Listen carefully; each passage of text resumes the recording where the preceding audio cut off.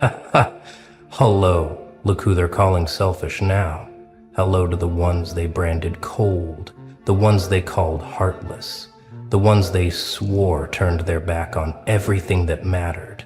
Hello to you, the so-called villain in their convenient little story. The monster they created when you finally stopped bleeding for people who wouldn't hand you a tissue. They're out here writing paragraphs about how you changed, how you abandoned ship, how you left them all behind without looking back. And you know what? They're absolutely right. You did walk away. You did choose yourself. You did stop playing savior to people who mistook your kindness for weakness and your loyalty for stupidity. And that decision, that one ruthless, selfish, calculated move, it didn't just change your life. It shifted the entire frequency of what was possible. They wanted you to stay drowning. They needed you stuck in that quicksand, reaching for hands that kept pulling back at the last second, screaming for help that never came. Because as long as you were the one suffering, they felt safe in their mediocrity. As long as you were the broken one, the struggling one, the one barely holding on, they could look at themselves in the mirror and say, at least I'm not that bad. You were their emotional punching bag, their free therapist, their validation machine, their proof that someone had it worse. And the moment you stopped performing that role, the moment you ripped off that costume and said, I'm done being your emotional dumpster, that's when you became the enemy. Isn't that beautiful? You spent years trying to save everyone around you. Pouring from an empty cup, setting yourself on fire to keep them warm, and the second you chose to save yourself instead, you became the villain in their story. But here's what they'll never admit. Here's the truth that keeps them up at night. Scrolling through your old messages, refreshing your page, asking mutual friends if you're okay. When you walked away, when you chose yourself, when you became what they call selfish, you didn't just save yourself, you activated something in the atmosphere. You set off a chain reaction that they're still trying to comprehend, because people were watching, silent witnesses to your transformation. Souls who were drowning in the same waters you escaped from. And when they saw you climb out, when they watched you choose yourself without apology, without explanation, without begging for permission, something clicked. You gave them permission to do the same. You became the blueprint, the escape route, the living proof that you can survive the guilt, that you can walk away from toxicity, even when it's wearing a familiar face. That you can rebuild after burning everything down. They say you were selfish, but what they mean is you were the first one brave enough to jump.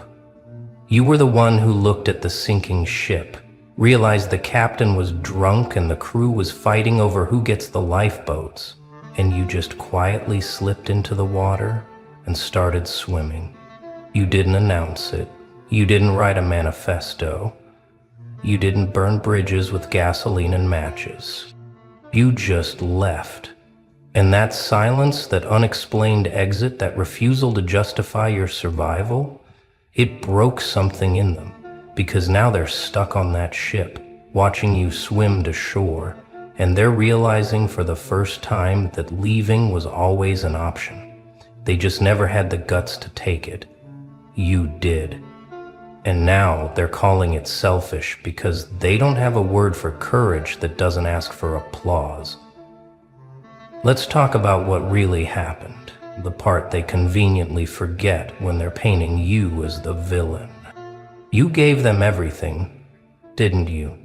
Your time, your energy, your tears, your sleepless nights, your mental health, your peace. You showed up when no one else did. You stayed when everyone else left. You believed in them when they didn't believe in themselves. You were the friend who picked up at 3 in the morning, the partner who forgave the unforgivable, The child who kept trying to earn love from people who should have given it freely.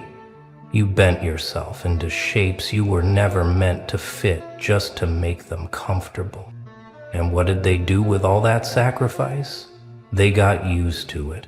They started expecting it. They turned your kindness into a subscription service and then got mad when you canceled it. You became their emotional insurance policy, the one they only called when disaster struck. You were the backup plan, the safety net, the free therapy session, the unconditional support system that asked for nothing in return. And here's the sickest part. They never saw you as a person. They saw you as a function, a role, a service. You were the strong one, the dependable one, the one who always figures it out, the one who never needs help. So they never checked on you. They never asked if you were okay. They never noticed you were drowning because they were too busy using you as a lifeboat.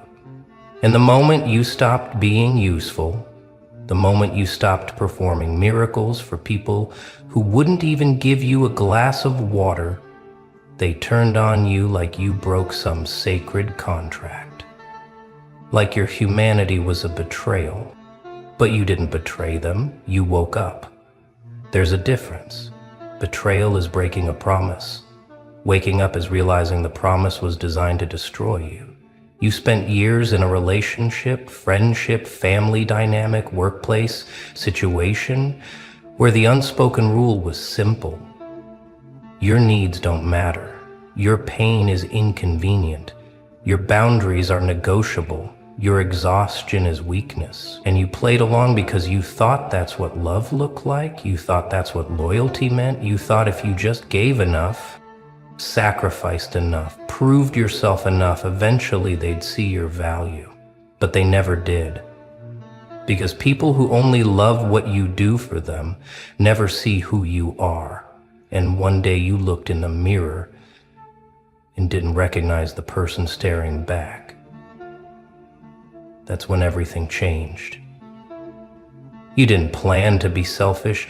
You didn't wake up one morning and decide to become cold. What happened was simpler and more terrifying. You ran out of you. There was nothing left to give. The well was dry. The engine was smoking. The lights were flickering. And in that moment of complete depletion, you made a choice that saved your life. You chose to disappoint them instead of destroying yourself. You chose to be called selfish instead of being actually dead. You chose your survival over their comfort. And that decision, that one impossible, terrifying, necessary decision, it wasn't selfish. It was self-preservation. It was the first act of self-love you'd performed in years. It was your soul screaming, enough, after being silent for so long that you forgot it had a voice. So you left. You walked away. You stopped answering. You stopped explaining. You stopped showing up to one-sided relationships disguised as friendships. You stopped carrying their emotional baggage while they criticized the way you held it. You stopped setting yourself on fire to keep warm people who wouldn't even let you near their fireplace. And what happened next? Chaos. Because systems built on your silence cannot survive your voice. Relationships built on your submission cannot survive your spine. Families built on your compliance cannot survive your clarity. You weren't holding things together, you were holding yourself hostage. And the moment you escaped, everything they built on your back collapsed. They panicked. Oh, they panicked. Suddenly the person they took for granted was gone. Suddenly the emotional labor was undone. Suddenly they had to face their own emptiness without you there to fill it. And instead of looking inward, instead of asking, why did they leave? They asked, how dare they leave us? They made your survival about their abandonment. They turned your healing into their trauma. They weaponized your absence like you owed them your presence, and the narrative shifted fast. You went from being the reliable one to the cold one, from the caring one to the heartless one, from the loyal one to the traitor. And every single person who benefited from your depletion suddenly became a victim of your evolution. But here's what's wild. While they were busy vilifying you, while they were writing essays in group chats about how you'd changed, while they were playing victim to an audience that didn't know the full story, something else was happening. You were healing. Silently. Privately. Without an audience. You weren't posting about your journey. You weren't defending your decision. You weren't trying to prove anything to anyone. You just existed in your new reality, learning to breathe again, learning to sleep without guilt, learning to exist without apologizing for taking up space. And that silence drove them insane, because they needed your reaction. They needed your defense. They needed you to care about their opinion of you so they could maintain control. They kept waiting for you to come back, apologize, explain, beg for forgiveness, prove you'd changed back into the version of you they could exploit. But you never did. You never flinched. You never explained. You never defended. You just kept walking forward, kept building your new life, kept choosing yourself over and over and over again. And with every day that passed, with every boundary you maintained, with every call you didn't answer, with every guilt trip you didn't board, you got stronger. Your spine straightened, your vision cleared, your energy returned, and the person who walked away broken came back completely rebuilt. Not for them, for you. And that transformation, that refusal to regress, that commitment to your own survival, it sent a message to everyone watching. Freedom is possible. Choosing yourself is not a crime. Walking away is not weakness. Silence is not surrender. And here's where it gets interesting. Here's where your so-called selfishness became something they never expected. Liberation for others. Because you weren't the only one trapped. You weren't the only one drowning in expectations, suffocating under guilt, performing a version of yourself that made everyone else comfortable while destroying you internally. There were others, watching, waiting, wondering if escape was possible.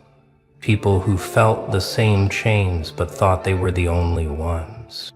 Souls who wanted to leave but didn't know if they'd survive the judgment. Hearts who were tired but convinced they had to keep going because that's what strong people do. And then you left, and you survived, and you didn't come back broken. You came back free. You became the evidence that they needed, the proof that walking away doesn't make you a monster. The living testimony that choosing yourself is not the end of the world, it's the beginning of your life. And one by one, people started following your lead. That friend who was stuck in a relationship that was slowly killing them, they finally left. That coworker who was being exploited by a boss who mistook dedication for desperation, they finally quit. That family member who was tired of being the emotional punching bag for people who never healed their own trauma, they finally set boundaries. And every single one of them will tell you the same thing. I watched you do it first. I watched you survive it. You made me believe I could too. You didn't try to be a hero. You didn't set out to inspire anyone.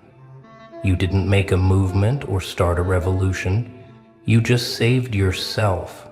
But in a world where people are taught to die for others' comfort, choosing to live for yourself is a radical act. In a culture that glorifies self-sacrifice to the point of self-destruction, prioritizing your own peace is rebellion. In a society that conditions people to shrink, to serve, to stay silent, standing up and walking away is warfare. You declared war on the system that was killing you, and you won. And everyone who was losing that same war saw you win and realized victory was possible.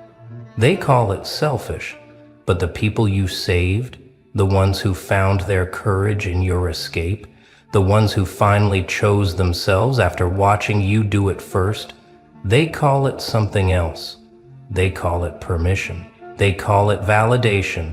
They call it the wake-up call they didn't know they needed. Because you proved that the guilt is survivable. You proved that the judgment is temporary. You proved that people will talk no matter what you do. So you might as well do what keeps you alive. You became the blueprint for self-rescue. And now, there's a whole generation of people who are choosing themselves, setting boundaries, walking away from toxicity, refusing to shrink, and they're doing it because you did it first. Not because you told them to, but because you showed them it was possible. So let's address the title directly. You weren't trying to save anyone. You were just trying to survive. You were drowning and you swam. You were burning and you escaped. You were trapped and you found the exit. There was no heroic intention, no grand plan, no desire to be anyone's inspiration. You were in survival mode, fighting for your life, choosing your sanity over their expectations. But here's the beautiful, terrifying, powerful truth. Your survival became someone else's survival guide. Your escape became someone else's permission to be free. You saved everything by saving yourself. And now you're a legend, not the kind they write about in books or make movies about, the kind they whisper about in late-night conversations, the kind they reference when they're gathering courage, the kind they think about when they're standing at their own crossroads, trying to decide if they should stay or if they should save themselves. You're the story they tell when someone asks, "Is it really okay to choose yourself?" You're the proof they cite when someone says, "But what will people think?" You're the example they use when someone is drowning in guilt for considering self-preservation. You became the legend that gives permission to be human. They wanted you to stay small. They needed you to stay stuck. They required you to stay suffering so they could feel superior. But you refused. You expanded. You evolved. You erupted out of the box they built for you. And you didn't apologize for the destruction. And now every single person who tried to keep you contained is watching you soar. And they're confused, they're bitter, they're analyzing, they're wondering how you did it, how you survived the thing that was supposed to destroy you, how you thrived after the thing that was supposed to break you. And the answer is simple: you chose you. That's it. That's the secret. There's no magic formula, no special technique, no hidden wisdom. You just decided that your life mattered more than their opinion of it. And here's what they'll never understand. You don't feel guilty. You're not coming back. You're not second-guessing your decision. You're not losing sleep over people who are losing sleep over you. Because once you taste freedom, once you experience peace, once you feel what it's like to exist without constantly apologizing for your existence, you can't go back. You won't go back. The old version of you is dead and buried, and you're not performing a resurrection for an audience that never appreciated you when you were alive. You're not here to prove anything. You're not here to defend your decision. You're not here to make them understand. You're here to live. Fully, loudly, unapologetically. And if that makes you selfish in their eyes, then you'll wear that label like a crown. Let me tell you what really happened. What they call selfishness is actually self-awareness. What they call abandonment is actually calm resetting. What they call cold is actually calm. What they call heartless is actually healed. You didn't lose your empathy. You just stopped directing it at people who weaponized it. You didn't become cruel. You just stopped being convenient. You didn't turn into a monster. You just stopped pretending to be a martyr. And that shift, that transition from self-sacrifice to self-preservation, it terrified them because it exposed them. Your presence used to make them feel good about themselves. Your struggle made them feel successful. Your chaos made them feel stable. Your wounds made them feel whole. They needed you broken because it validated their mediocrity. But when you healed, when you stabilized, when you found peace, suddenly they had to face themselves without the distraction of fixing you. And what they saw in that mirror, it wasn't pretty. So instead of looking inward, they looked at you. And they decided you were the problem. You were too much. You changed. You're not who you used to be. And you know what? They're right. You're not who you used to be. You're who you were always meant to be. Before they convinced you to shrink, you became the villain in their story, so you could be the hero in your own. And that trade-off, that exchange, that decision to prioritize your narrative over their comfort, it wasn't selfish. It was necessary. It was survival. It was the most loving thing you've ever done for yourself, because staying would have killed you. Not physically maybe, but spiritually, emotionally, mentally. You would have disappeared into their expectations, dissolved into their demands, evaporated into their needs, until there was nothing left of you but a ghost performing a role that was never meant for you. So you chose life. You chose yourself. And that choice rippled outward in ways you'll never fully comprehend. Somewhere right now, someone is gathering the courage to leave because you left first. Someone is setting a boundary because you set one and survived. Someone is choosing themselves because you proved it's possible. Someone is saying no because you said no, and the world didn't end. Someone is walking away because you walked away and found peace on the other side. You weren't trying to save anyone, but you just saved everything. You saved yourself from destruction. You saved others from staying in their own destruction. You saved the future from a version of you that would have been a cautionary tale instead of a comeback story. You saved the narrative from another story of martyrdom and replaced it with a story of resurrection. So here we are, at the end of this conversation, and you're probably wondering what happens next. Here's what happens. Nothing changes. You don't go back.